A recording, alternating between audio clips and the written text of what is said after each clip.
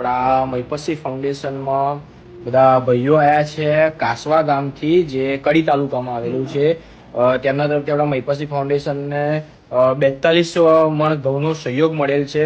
તો આવો તેમને પૂછીએ કે કેવી રીતના પ્રેરણા મળી અને શું કહે છે આપણા ફાઉન્ડેશન વિશે.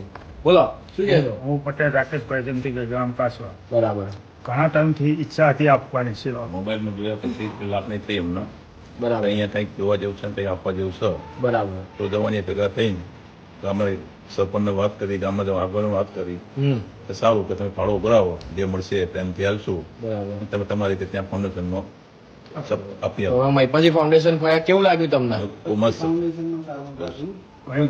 વૃદ્ધાશ્રમની અંદર પણ ફરીને આવ્યા, બધે ફરીને આવ્યા. વૃદ્ધાશ્રમની અંદર જે લોકો મૂકી જાય છે એમને જોઈને અમને પણ એવું થયું કે ના, વૃદ્ધાશ્રમની અંદર હવે આપણે કંઈક આપવું જોઈએ.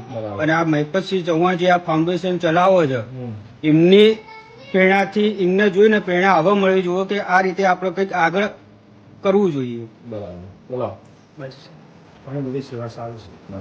સંસ્થા સારી, સેવા સારી છે, નિસ્વાર્થ ભાવે સેવા.